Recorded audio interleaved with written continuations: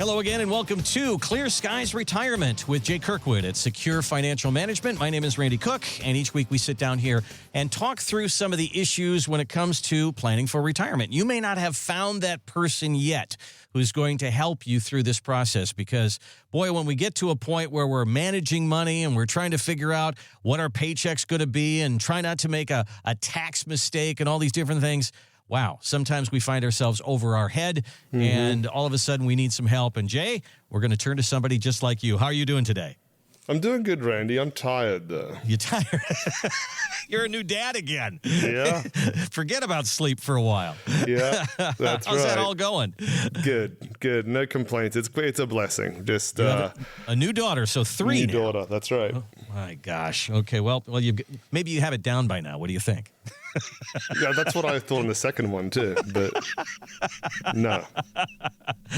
All right. Well, being a parent is one thing, and being a financial advisor is another. With kids, there's no guidelines. There's no guidebook. There's nothing to read to tell you how to do this. But we can help you with your retirement. And, boy, I think right now is when people are starting to really see the need for some advice. When markets go up and markets go down, and we just wonder, and the more you're closer to retirement, this gets to be a real big issue. So we go to financial news sometimes, and we look for the experts to tell us something.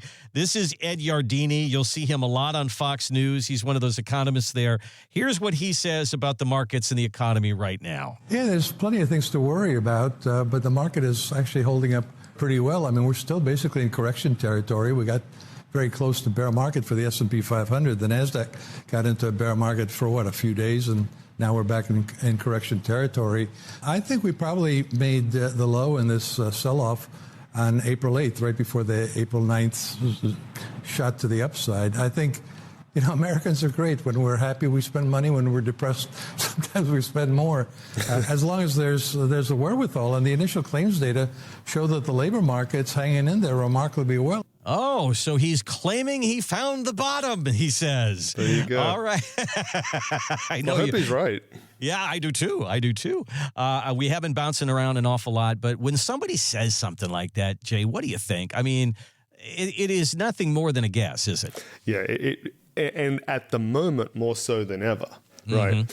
You mentioned this is the time people start to look for advisors, somebody to help them with their investments.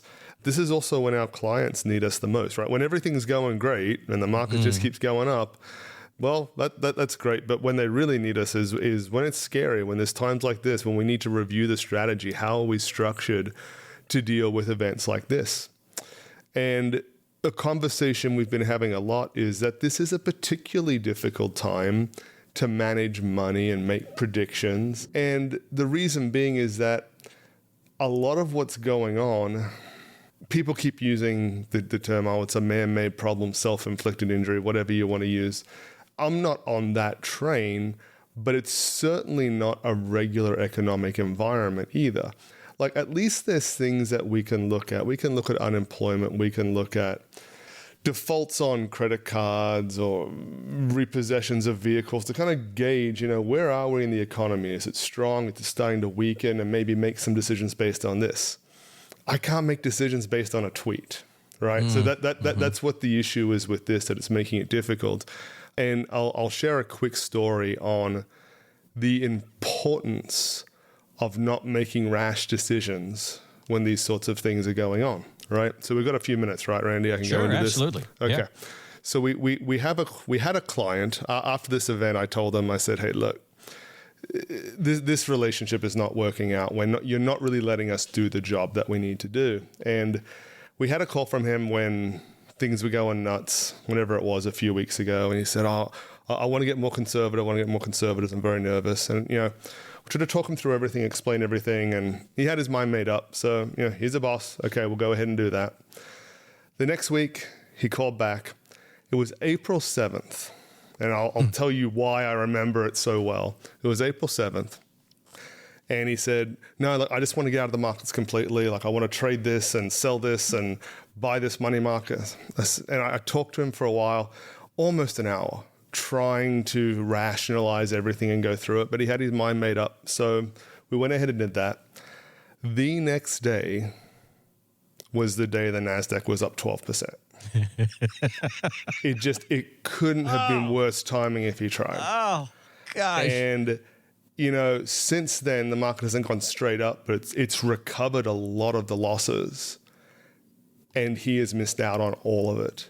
Gosh. And it's a shame. It's a sad situation because he's not going to make those losses up again, right? Like that's gone.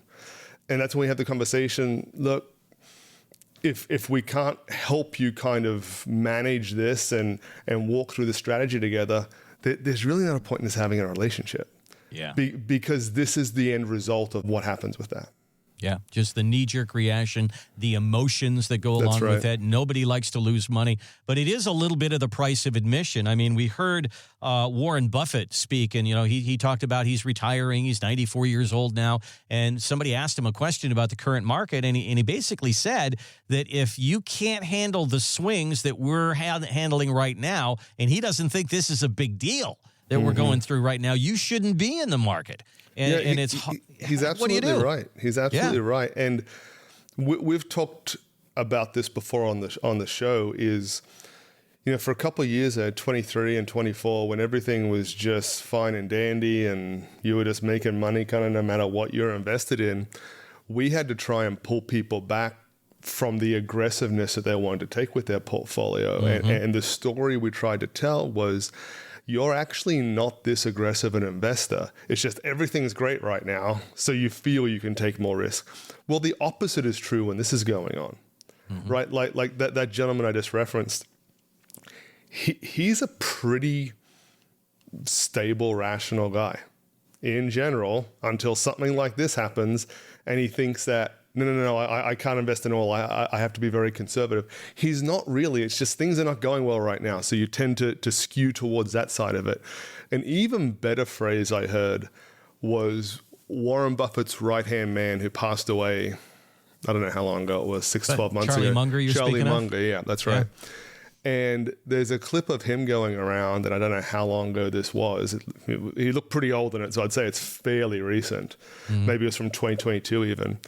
And he said, unless you're prepared to accept a 50% decline in the stock market 4, 5, 6 times in your lifetime of investing, you've got no business being involved. Wow. And that's a pretty strong statement. Yeah. Right? And that's why we always talk here. I'm sure people that listen to us hear us bang on about having a plan, having your assets allocated in various ways, not having everything at risk, having something guaranteed so you got stability. This is why.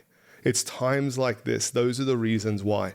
And while I can't promise anything with investing, what I can promise you is anybody who's listening to us now who is going to have a 10, 15, 20-year time horizon for their investments, which is probably most people that are listening, this is going to happen again. Yeah. I think that so the stats show us that we're going to have a correction once every year. That usually happens. And I read that we go into a recession about once every 6.5 years. So when you think about that, if you're in a 20-year retirement, 25-year retirement, you're going to see 3, maybe 4 recessions in your retirement. Okay. Right. So when we talk about building a portfolio that handles all that, and you have to, sit down and really have a serious discussion about what your appetite for risk is. Maybe a 50-50 portfolio right now, you look at that and you say, okay, market's down 10, I'm down 5. I can handle that. Market goes down 50%, I go down 25. I don't like that, but I can probably handle that. But maybe it's less than that. So these are the conversations that you sit down and have with Jay, especially at times like this. If you don't like what you're seeing in your 401k statements right now, this is a signal to you to say it's time. It's time to sit down and have a serious discussion about it and really do some math on your retirement. We'll do that for you. Give us a call. We'll do that for you at no charge. 210-985-6200 is our number. 210-985-6200, or our website is retire210.com. And at the bottom of the page, you'll find a place there where you can put a little information in, and our team will reach out to you. So I saw a headline that said, the retirement MVP. Do you have that in your portfolio? and it's the people at Bankrate, and they say that the Roth IRA is the retirement MVP. They say they love after-tax contributions. They love tax-free withdrawals. However, the Roth does have its limitations. There are limits on how much you can contribute, and then that money has to sit there for 5 years before you can access it. So there are some catches here. So can you work around those limits, and do you see the Roth IRA as the MVP? I got to believe it's a pretty good day when somebody walks in and they've got a 401k and they got a real nice, hefty Roth IRA. Yeah, well, I mean, what that means is it means options. Really, that's what it means, right? So if somebody, and look, the truth is, the vast majority of people's wealth that we deal with, and it'd be the same across the country, the vast majority of it is in pre-tax accounts, okay? So that means we talk about this a lot as well, is whatever that balance is in that pre-tax account, that's not what your balance really is. You've got a good chunk of that the IRS has got their hand out for. Now, can we manage that? Can we try and minimize it? Absolutely. There's ways to work with that. But planning ahead, having money in a Roth, it certainly gives you options. And this is not the traditional way that financial planners or the financial planning Bible has said to use Roths. But this is one option that people use it for sometimes, is usually you put it away. Oh, that's the last money that we'll touch. Let it grow. Yeah, that's one way you can use it. It's not uncommon for us, though, to have clients that retire, and there's something big they want to do when they retire. They want to buy an RV. They want to go on an around-the-world cruise or whatever it is. It's some dream they've had for a while. Now, the problem with that is if you take that as a distribution from your your pre-tax account, that's going to really blow up your income tax. Okay, because that's all getting stacked on top of it. You're taking Social Security, you've got a pension coming in, you're taking some distributions from your 401k. Well, if you take that one big distribution, boom, on top of your income tax is just going to blow up, okay? Could you use the Roth to fulfill that dream that you have while not adding to your taxable income? Okay. Maybe that's a way. Gotcha. So what bucket of money do you access if you want to do something big? That's a really good discussion because everybody comes to the table and they've got some things they want to do, as you say, right away in retirement. We want to go to Europe. We want to do a Mediterranean cruise. We want to go to Alaska. We want to take the whole family to Hawaii. It's usually at least one big one there. Where does that money come from? Really good question. Well, that's some of the information that will come as we sit down and talk about you and what your retirement dreams are. So bring your dreams. Let's put the money with the dreams, and let's make sure we have a strategy for it so we're doing it the right way. Here's our number, 210-985-6200. 210-985-6200. Our website is retire210.com. And when you go there, you go all the way down to the bottom of the page. There's a place there you can put some information in, and Jay and his team will reach out to you. So you've heard in this country that we have a retirement crisis. We've got a savings problem. Well, there's some new research out there that says, this is pretty amazing to me, if you've saved more than $500,000 for retirement, they have tracked people over a 20-year retirement. How much of that $500,000 or more have people usually spent? The average is $60,000. Wow. Of that $500,000 or more, which means, to me, we don't have a savings problem. We have a spending problem. We have people that are out there, and unless these people have huge pensions, and I can't believe all of them do, right? There are people that are just simply scared to spend their money. They're living off Social Security and a little bit more. And this is not what we want in retirement. We want to have a robust and fun retirement, not one where we're clipping coupons. So, Jay, do you have the problem? You hit the point right there. Right. The reason the spending is not happening is typically not because of frugality, right? Okay. And that's just the nature of the person. It's because there's no plan in place that tells you how much of this money can I spend and at what period without putting myself at risk of running out of money later. Okay. That's what the problem is. So when there's no plan, there's no process there that we can implement, the natural reaction is to spend, in this case, basically none of it. right? And just preserve. And this is also why I think we've discussed it in a prior show. A lot of people end up dying with quite a bit of their money that they've saved still unspent. And if that's deliberate because you want to leave a legacy, that's great. But that's not what it is most of the time. Most of the attitude people have, and I'm sure it's probably the same for you, Randy, it'd be the same for most of the people listening to us, is if they've got children or a niece or a nephew or a charity or whatever it is that they would like to leave something to, yeah, if there's something left after I've lived the retirement that I want, I'm happy for them to get it. But that's not the priority for me. Mm-hmm. The priority is that I want to enjoy the sacrifices I've made to build up wealth, and I want to use it for my enjoyment. If there's some left, that's great. In these situations, a lot of it is left, and it's not being used, and it's not being enjoyed because people are paralyzed to spend because they don't know what they can spend without putting themselves at risk. So we talk a lot about an income plan and replacing your paycheck and knowing that the bucket's going to get filled up each month.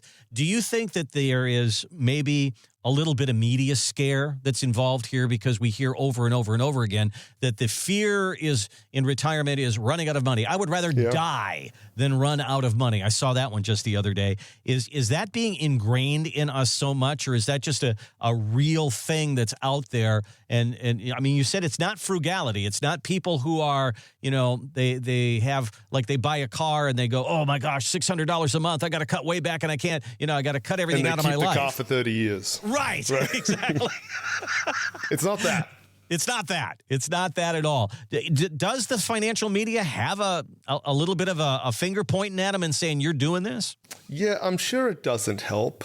But if you ask any retiree, you ask 10 retirees, 7, 8, 9 of them are going to tell you their biggest concern is running out of money when they're older. And does the media talk about it a lot? Yes.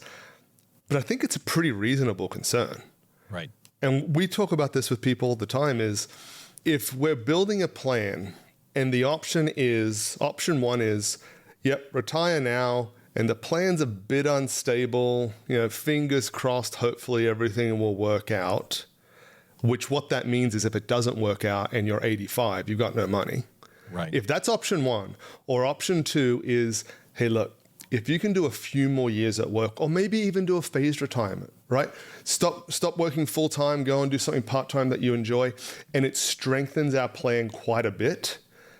And you don't have that fear of running out of money when you're 85. Most people would rather do a bit more work now than risk running out of money later in life when they really can't work. That's a fear, and usually it's a fear because they've seen it happen to somebody else who's older. It's a parent, a close family, friend, relative, and they get there, they haven't organized things, they haven't planned things out, and they get to the stage where it's not that they don't have any money, but they're at the mercy of Social Security. Mm-hmm. That's all they have. I got to believe that you run into people where you sit down with them and say, the way you spend, you could live to 120 and be just fine. Why don't you go out there and do it? I mean, you're a financial coach and a counselor as well as an advisor. You can't change people, can you? No, and some of these people, it's not 120. They could live almost forever. The way that they're preserving the wealth, right? And I got bad news. You're not going to live forever. Right. Well, we would love to be able to sit down with you and give you the confidence to spend. I know I've used that term on the show so much. You want to know if you're going to be okay in retirement. And to answer that question, you want to know that you're not going to run out of money. So if we show you that you can live to 120 and you're going to be just fine, maybe we can get you to go out there and enjoy yourself. Let's do that kind of a plan for you. Let's sit down and talk through that nuts and bolts of it, do the math on your retirement. Here's our number, 210-985-6200, 210-985-6200. All right, so I know by going through this process myself that when you sit down and you begin talking about retirement, one of the things that we're going to want to know is how much do you spend currently? Where is the money going? And you probably know how much you spend on your mortgage and your car payment and your electric bill and all that. But then you start digging in there and you start to see, Netflix and cable and Spotify and health clubs and phones and alarm systems and lawn care. And it like, holy cow, do I spend a lot of money? And I don't even realize it's like death by 1,000 cuts. That's right. Is it a surprising process to go through? I know the idea of we got to figure out your budget is just plug my nose. It's distasteful, but you got to do it. And it's got to be, I bet it's an eye-opening experience for a lot of people, isn't it? Yeah, I don't even use the word budget anymore because that is a dirty word for a lot of people. And I was like, all right, look, we'll call it something else. Call it a spending plan. Do whatever you want. But we've got to get to the end result with this. And I mean, look, it even happens to me. It sounds like you've kind of realized it too at some point. You know, years ago, I'm talking 7, 8 years ago, I got rid of cable because it just went up and up and up and up the price. And so I got a streaming service, right? So it was like AT&T or DirecTV or whoever owns it now. And it was a third of the price. Okay. And just the other day, I've had it forever. And just the other day, I was kind of reviewing the bills. I was like, well, wait a second. We've got this streaming service and we've got Netflix and Peacock and Disney for the girls. I was like, I'm back to where I was, right? And they've all gone up in price too. Yep. So I'm back to where I was. I can tell you the biggest eye-opener, if you want to go back and check your receipts, Randy, I'm sure it's the same for you. It's the same for everybody. You would be surprised how much you spend on eating out. Going out to eat. Yep. It's easy because you think, it used to be $30, $40. Now it's $60, $70, best case scenario. You only have to do that 10 times a month. Yeah. You know, and you're at 6 or 7, and it's probably more than 10 times a month.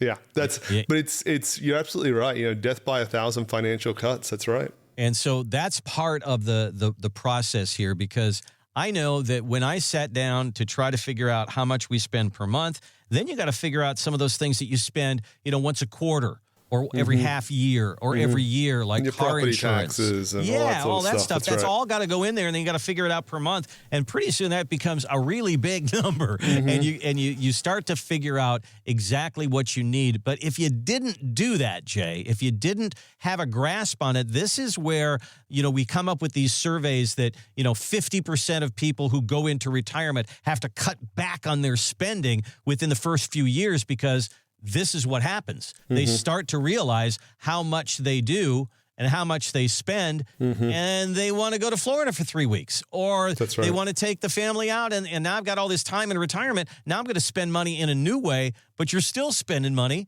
in the old ways, right? Yeah, that's absolutely right, Randy. We spend a lot of time in our meetings drilling down on the question of how much do you need in retirement income to make your retirement happen? The retirement that you want to live. How much do you need to make that happen? And the reason we spend so much time on it is there's different factors that could upend a financial plan or a retirement plan. And could the market be really bad for a couple of years and it's not ideal for us? That's always a possibility, right? Could inflation be high for a little while until it corrects like we've experienced recently? Maybe that could happen. The number one thing, though, that will derail a financial plan or a retirement plan is not having the right income expectations. And I tell it to people all the time. It's like kind of a disclosure at the end of the presentation is this plan works with the parameters that we use. And let's say it's $6,000 a month. Hey, it's very comfortable at $6,000 a month. It's important that we know what that is, because if you guys come back to me after you've retired and say, yeah, we were way off, we need like 10,000, it doesn't work. Right. We need to get that number nailed down.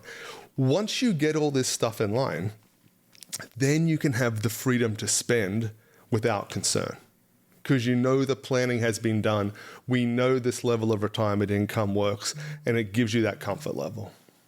You're listening to Clear Skies Retirement with Jay Kirkwood at Secure Financial Management. The reason we do this show is we know so many of you have so many questions about your retirement. Is it going to work? Have you saved enough? What about taxes? What do I do about Social Security? There's a lot out there. And to start the conversation, give us a call.